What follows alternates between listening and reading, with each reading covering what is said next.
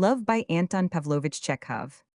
3 o'clock in the morning, the soft April night is looking in at my windows and caressingly winking at me with its stars. I can't sleep, I am so happy.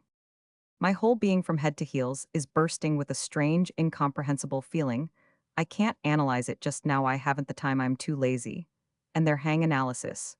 Why is a man likely to interpret his sensations when he is flying head foremost from a belfry? Or has just learned that he has won 200,000, is he in a state to do it? This was more or less how I began my love letter to Sasha, a girl of 19, with whom I had fallen in love. I began it 5 times, and as often tore up the sheets, scratched out whole pages, and copied it all over again. I spent as long over the letter as if it had been a novel I had to write to order. And it was not because I tried to make it longer, more elaborate, and more fervent, but because I wanted endlessly to prolong the process of this writing, when one sits in the stillness of one's study and communes with one's own daydreams. While the spring night looks in at one's window between the lines, I saw a beloved image.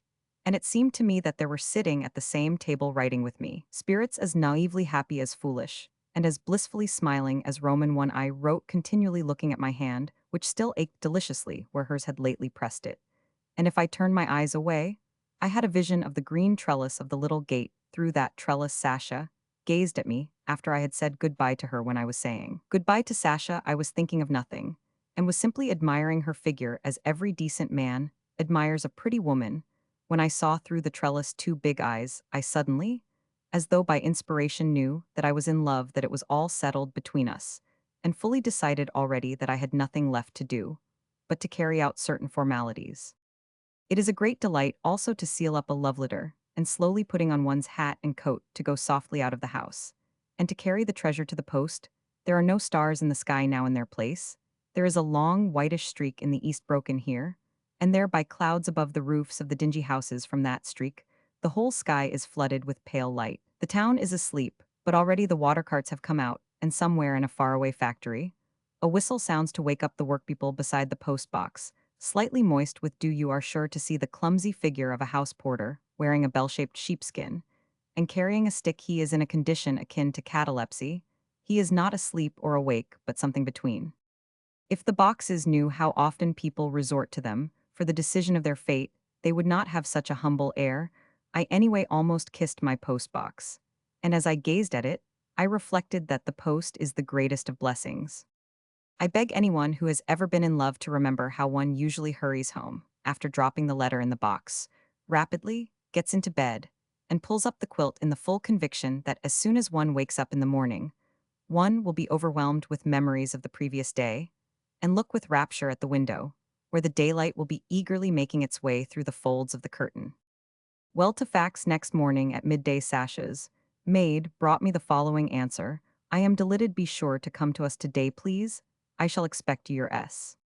Not a single comma, this lack of punctuation, and the misspelling of the word, delighted the whole letter, and even the long narrow envelope in which it was put filled my heart with tenderness. In the sprawling but diffident handwriting I recognized Sasha's walker way of raising her eyebrows when she laughed, the movement of her lips.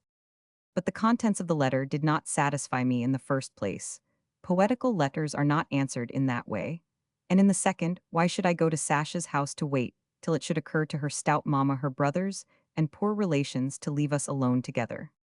It would never enter their heads, and nothing is more hateful than to have to restrain one's raptures, simply because of the intrusion of some animate trumpery, in the shape of a half-deaf old woman or little girl, pestering one with questions. I sent an answer by the maid asking Sasha to select some park or boulevard for a rendezvous. My suggestion was readily accepted.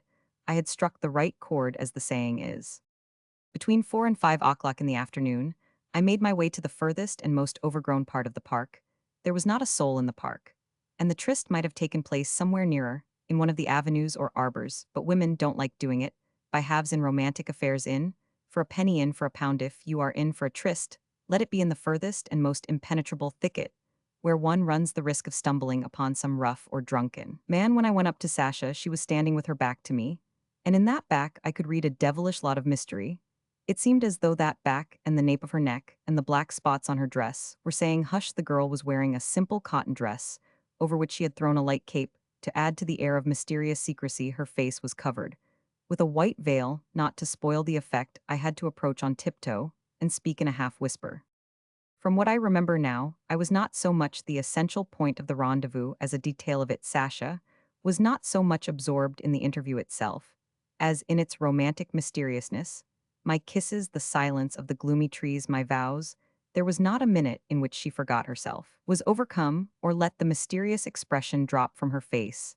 And really, if there had been any Ivan Sidorich or Sidor Ivanich in my place, she would have felt just as happy. How is one to make out in such circumstances whether one is loved or not, whether the love is the real thing or not? From the park, I took Sasha home with me.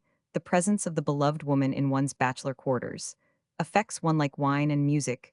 Usually one begins to speak of the future, and the confidence and self-reliance with which one does so is beyond bounds. You make plans and projects, talk fervently of the rank of general, though you have not yet reached the rank of a lieutenant, and altogether you fire off such high-flown nonsense that your listener must have a great deal of love and ignorance of life to assent to it. Fortunately, for men, women in love are always blinded by their feelings and never know anything of life. Far from not assenting, they actually turn pale with holy awe, are full of reverence, and hang greedily on the maniac's words. Sasha listened to me with attention, but I soon detected an absent-minded expression on her face.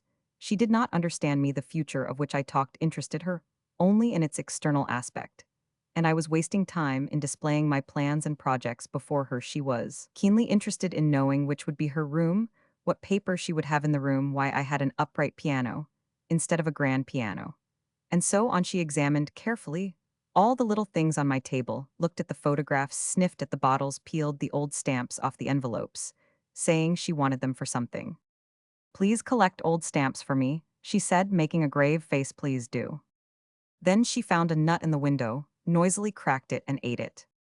Why don't you stick little labels on the backs of your books? She asked, taking a look at the bookcase. What for? Oh, so that each book should have its number. And where am I to put my books? I've got books too, you know. What books have you got? I asked. Sasha raised her eyebrows, thought a moment, and said, of all sorts.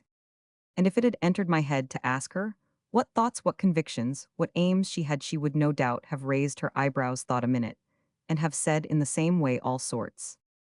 Later I saw Sasha home and left her house regularly, officially engaged, and was so reckoned till our wedding. If the reader will allow me to judge merely from my personal experience, I maintain that to be engaged is very dreary, far more so than to be a husband or nothing at all. An engaged man is neither one thing nor the other. He has left one side of the river and not reached the other. He is not married, and yet he can't be said to be a bachelor, but is in something not unlike the condition of the porter, whom I have mentioned above. Every day, as soon as I had a free moment, I hastened to my fiancé. As I went, I usually bore within me a multitude of hopes, desires, intentions, suggestions, phrases. I always fancied that as soon as the maid opened the door, I should, from feeling oppressed and stifled, plunge at once up to my neck into a sea of refreshing happiness. But it always turned out otherwise. In fact, every time I went to see my fiancée, I found all her family and other members of the household busy over the silly truce. And by the way, they were hard at work sewing for 2 months, and then they had less than 100 rubles worth of things. There was a smell of irons, candle, grease, and fumes. Bugles scrunched under one's feet. The two most important rooms were piled up with billows of linen, calico, and muslin, and from among the billows peeped out Sasha's little head with a thread between her teeth. All the sewing party welcomed me with cries of delight, but at once led me off into the dining room, where I could not hinder them nor see what only husbands are permitted to behold. In spite of my feelings, I had to sit in the dining room and converse with Pimnovna. One of the poor relations, Sasha, looking worried and excited, kept running by me with a thimble, a skein of wool, or some other boring object. Wait, wait, I shan't be a minute, she would say, when I raised imploring eyes to her. Only fancy, that wretch Stepanida has spoilt the bodice of the barge dress. And after waiting in vain for this grace, I lost my temper, went out of the house, and walked about the streets in the company of the new cane I had bought. Or I would want to go for a walk or a drive with my fiancé, would go round, and find her already standing in the hall with her mother, dressed to go out, and playing with her parasol. Oh, we are going to the arcade, she would say. We have got to buy some more cashmere and change the hat. My outing is knocked on the head. I join the ladies and go with them to the arcade. It is revoltingly dull to listen to women shopping, haggling, and trying to outdo the sharp shopman. I felt ashamed when Sasha, after turning over masses of material and knocking down the prices to a minimum, walked out of the shop, without buying anything or else told the shopman to cut her some half rubles worth.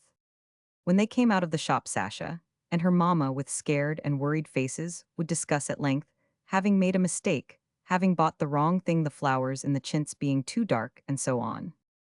Yes, it is a bore to be engaged. I am glad it's over.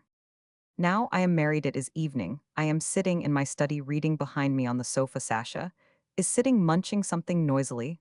I want a glass of beer. Sasha, look for the corkscrew. I say, it's lying about somewhere. Sasha leaps up, rummages in a disorderly way among 2 or 3 heaps of papers, drops the matches, and without finding the corkscrew sits down in silence. 5 minutes pass. I begin to be fretted both by thirst and vexation. Sasha, do look for the corkscrew, I say. Sasha leaps up again and rummages among the papers near me. Her munching and rustling of the papers affects me like the sound of sharpening knives against each other. I get up and begin looking for the corkscrew myself. At last it is found, and the beer is uncorked. Sasha remains by the table and begins telling me something at great length. You'd better read something, Sasha, I say. She takes up a book, sits down facing me, and begins moving her lips. I look at her little forehead, moving lips, and sink into thought. She is getting on for 20, I reflect. If one takes a boy of the educated class, and of that age, and compares them, what a difference. The boy would have knowledge and convictions and some intelligence.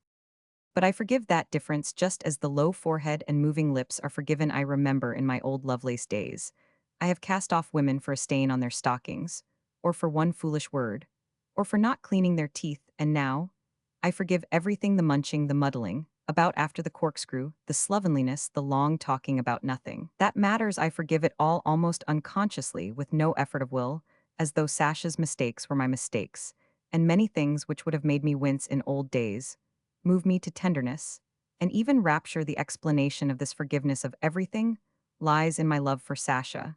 But what is the explanation of the love itself? I really don't know.